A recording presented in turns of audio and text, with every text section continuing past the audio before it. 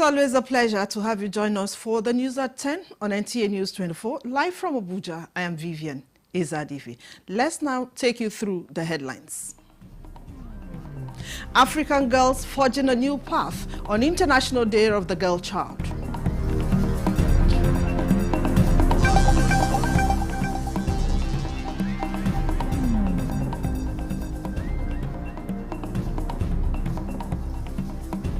Nigeria's First Lady Oluremi Tinubu urges national support for girl child, lauds their courage.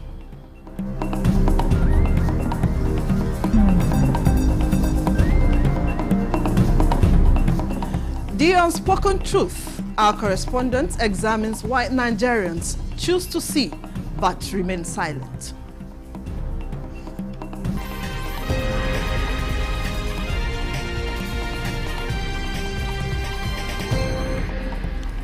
Well, we'll begin on a positive note as a quiet revolution is ongoing as the world marks the International Day of the Girl Child. Attention is turning to a growing force shaping Africans' future young girls, breaking barriers in science, technology, engineering, and mathematics. Let's take this report by Justin Bem-Uyi on how the African girl child is coding, building, and innovating her way into tomorrow. In classrooms, tech hubs, and makeshift labs across Africa, a quiet revolution is taking place, led by girls who refuse to be left behind in the digital age. From electric vehicle workshops in Sokoto to robotics coding clubs in South Africa, young African girls are proving that the future of science and technology is not only male. I wanted to change the mindset of our forefathers and some people that girls are only kept at home and can't do anything except staying home. So I just wanted to change their mindset on that girls can do everything and they are sometimes even above boys. Yet, for many, the journey has not been easy. Cultural biases, limited access to technology, and lack of funding continue to shut doors before they even open. Because some people are underestimating us, seeing us wearing our hijabs, seeing us reciting Quran, thinking we don't know how to do anything. But I came up with this so as to show the world that we can do a lot of things. But STEM advocates in Nigeria are now encouraging African girls so they can code, receive digital literacy trainings, and participate in STEM challenges, as more girls are finding pathways into science and innovation.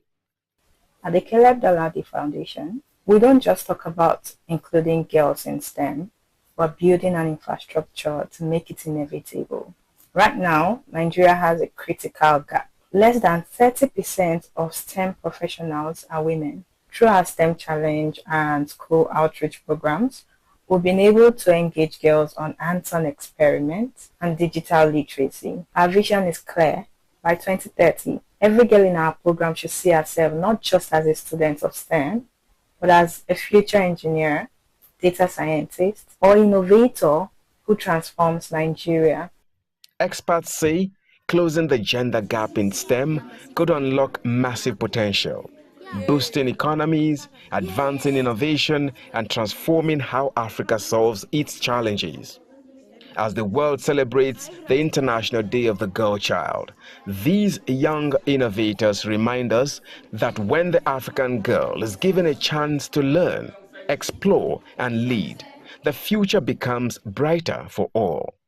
This year's International Day of the Girl Child calls for renewed commitment to empower girls, not just in classrooms, but in labs, tech spaces, and every corner where innovation begins. Justin Bem-Uyi, NTA News. Way to go for the girl child. Similarly, while commemorating the International Day of the Girl Child 2025, voices advocating for the rights and dignity of the girl child are rising across Nigeria.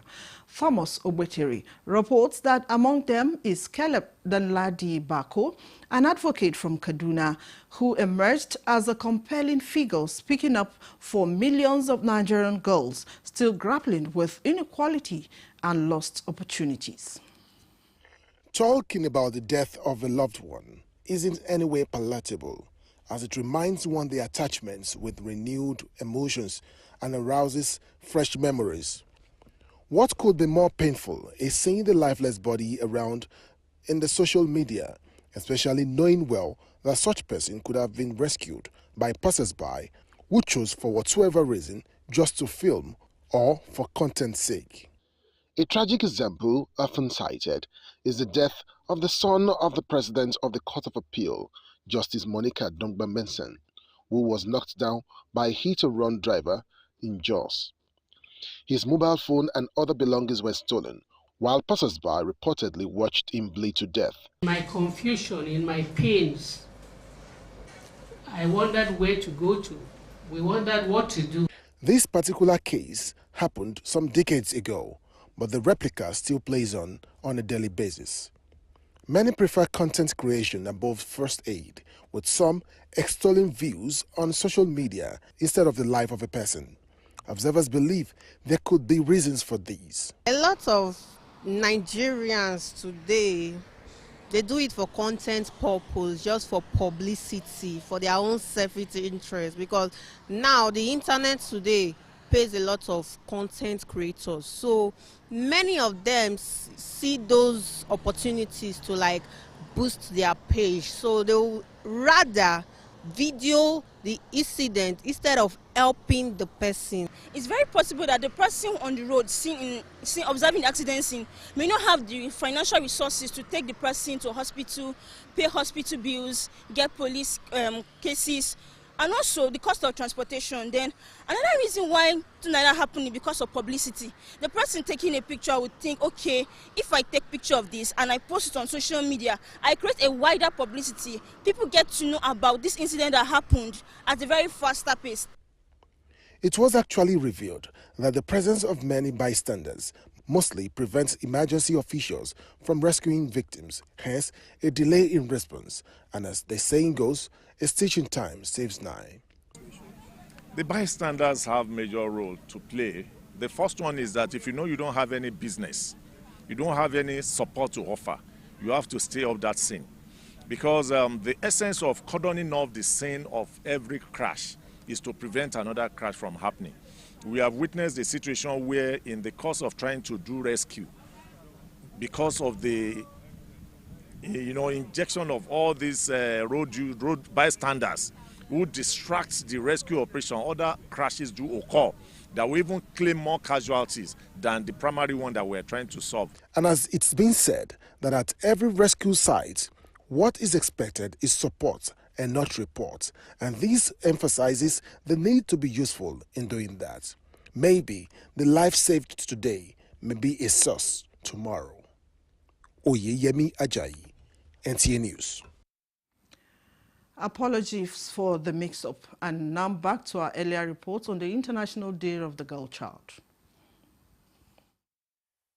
Despite growing awareness, the reality for many girls in Nigeria remains bleak, from child marriage and gender-based violence to limited access to education, healthcare, and digital technology. The Nigerian girl child continues to face systemic obstacles, especially in rural and conflict-prone regions. In this day and age, girls are still being denied their rights to dream, as Caleb Danladi Bako and others lament during interviews. When it comes to the issue of out-of-school children, if you see the number keep rising every day from 10.3 to about 18 million, which is alarming. Parents must ensure that their daughters are enrolled in school.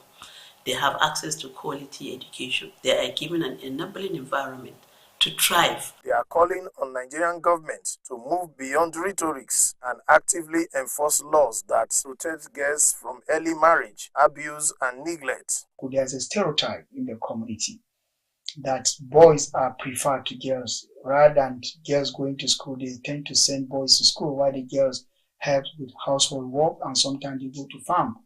So as we are saying that the girl child has thrived.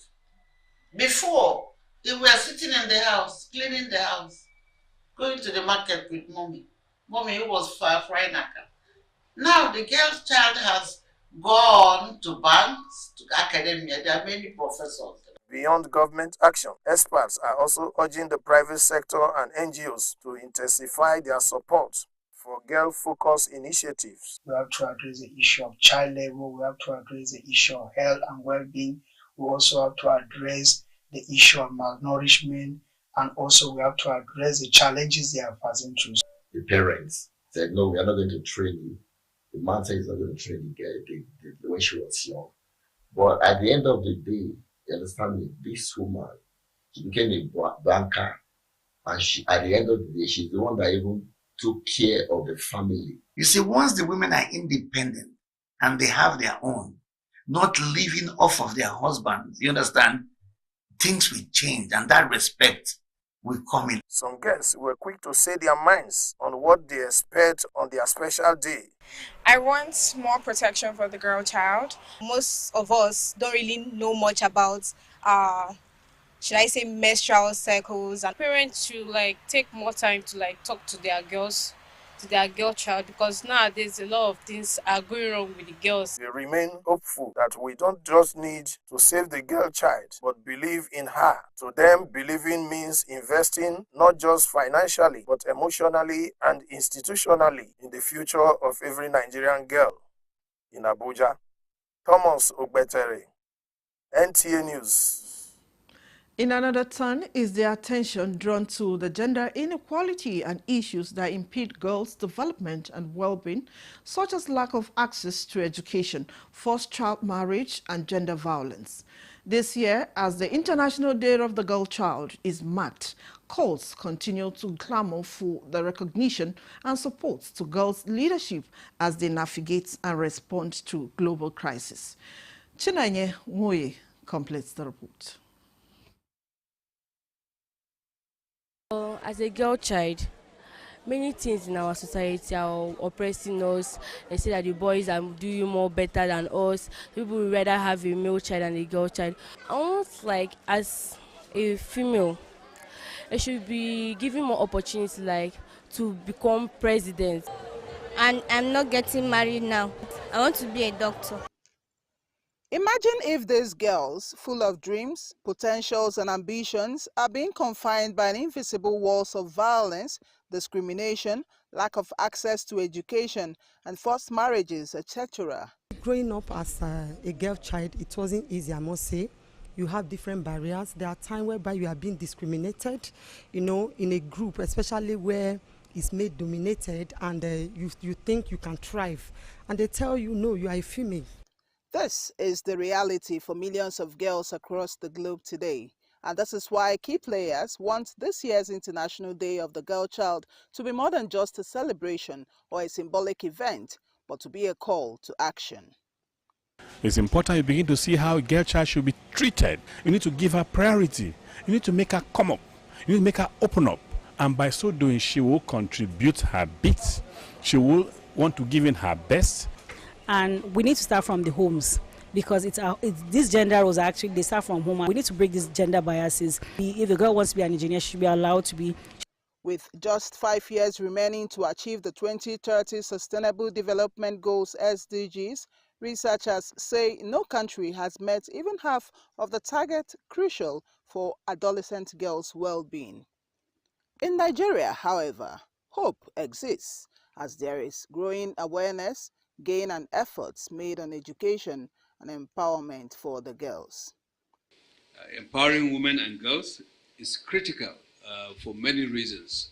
We urge security agencies and relevant stakeholders to implement measures to protect girls from violence and exploitation during crisis. To move from commitment to delivery, ensuring that women and girls everywhere can write their stories, where they can dream, learn, earn, and lead with dignity. Investing in girls, therefore, is not just morally right. It is economically and socially intelligent, and every girl seen today is not merely a child. She is a leader, a change maker, and an innovator. In Abuja, Chinenye Nwoye, NTA News. To every brave girl striving to reach the classroom, walking miles for water, or carrying the quiet strength of displacement, you are seen, heard, and valued. Your courage lights the way to a brighter future. Nigeria's First Lady Oluremi Tinubu gave this assurance in her message marking this year's International Day of the Girl Child with the theme, "The Girl I Am, the Change I Lead, Girls on the Front Lines of Crisis." While calling on Nigerians to deeply reflect on the theme of the celebration, the First Lady urges them to come together and support the girls to reach their maximum potential.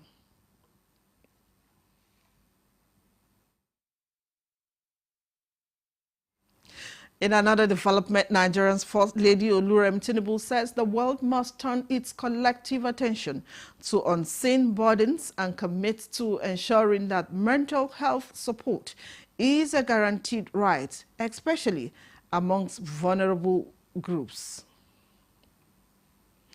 In her message marking 2025 World Mental Health Day, the First Lady notes that mental health remain under-prioritized in emergency response and harps on the need to bridge gaps and create an environment where everyone feels safe to talk about their anxiety, depression, or post-traumatic stress disorder without being judged or labeled. She describes the theme, access to services, mental health in catastrophes and emergencies, as a reminder for people to reach out to others and genuinely connect, especially in times of crisis, and to advocate for the mental well-being of all that are affected. We'll bring you more reports after this timeout. Stay with us. Feel the power of precision, engineered to perfection. Every component is crafted with care, and each design is meticulously tested. From concept to creation, our engineers push the boundaries of technology, seamlessly blending performance and sustainability with a deep commitment to African ingenuity. Introducing the CNG Boss, a remarkable achievement in engineering designed to operate on compressed natural gas, a cleaner and more sustainable fuel alternative. At Innocent Vehicles, we proudly lead the way in creating greener mobility across Africa. And it doesn't stop there. From SUVs to sedans, spacious buses to electric cars, Innocent offers a wide range of models designed to meet every need. Innocent Vehicle, the pride of African Road. This is NTA News 24. Welcome back. Every day, Nigerians encounter harsh realities that stare us in the face, from broken infrastructure to unpaid salaries, or those that come later after mounting indebtedness. These issues are glaring, yet many of us simply shrug and move on. Is it resilience or resignation? Through an insightful exploration, Ibrahim Danghamidu examines the quiet culture of looking away, exploring the complexity, our collective silence. Every day in Nigeria, we see it. Broken pipes, littered streets, power cuts, and corruption headlines. Yet, somehow, we keep walking. Sometimes we all see the problem, but pretend not to. Maybe that's why the truth keeps standing there, right in front of us, waiting to be seen. From failed public services to corruption, we joke about daily. Nigerians have mastered the art of looking away. Some call it endurance, others complicity. Solving it now, it's still going to take education, reorientating people, letting them know that, look, some of the things that they're doing, some of the things that they're trying to do are not things that will take anyone anywhere. Instead, they are killing the society. If we're able to say, I will not, and the next person says he will not, and the next person, there'll be a replicating effect, and before you know it, it's happening already. For some people, it's hard to care about the streets when your stomach is empty.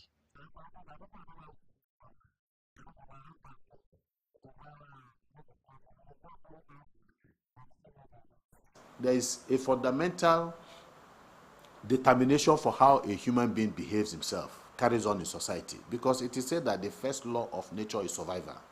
For others, it's fatigue, a tiredness that comes from seeing too much and changing too little. If you want to care, you care. If you don't want to, you just say like it's an everyday thing. So that's my opinion about that. Some Nigerians refuse to look away. They believe that change begins the moment we stop pretending not to see. While we were here not too long ago, I saw a guy drink water and he dropped the bottle of water on the floor. I shouted at him, I said, hey, take that bottle of water and trash it properly. Change doesn't start with power or politics. It starts with sight. Because the real blindness isn't in our eyes, but in our excuses. Seeing people doing bad things that you can just talk to them to stop.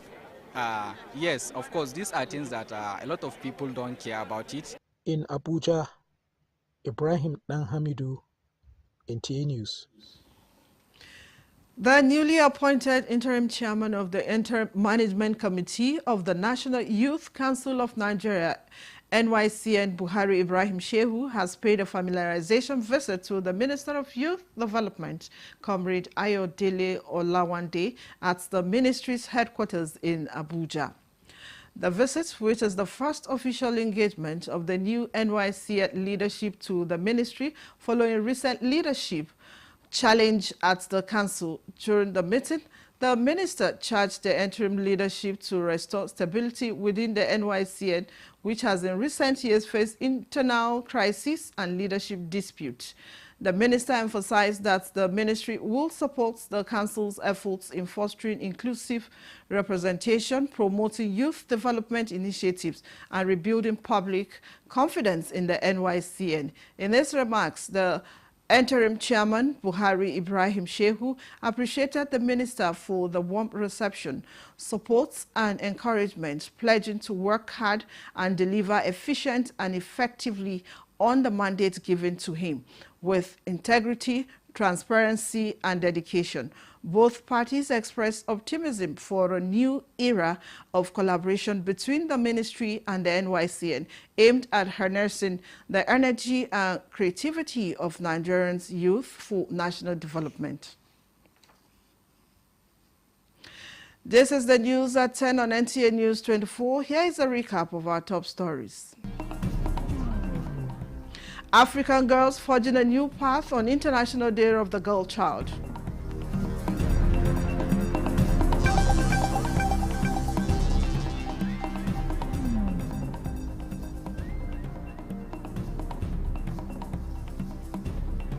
Nigeria's First Lady Oluremi Tinubu urges national support for girl child. Lauds their courage.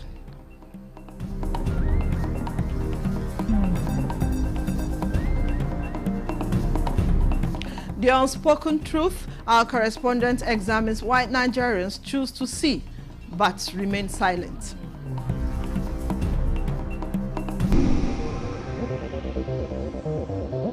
This is NTA News 24.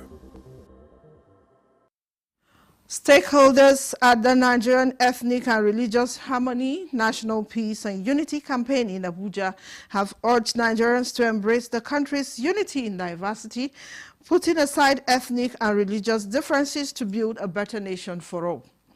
The stakeholders highlight the importance of promoting interfaith dialogue, mutual respect and understanding among Nigerians by working together to harness the country's rich diversity to drive progress and development. The report.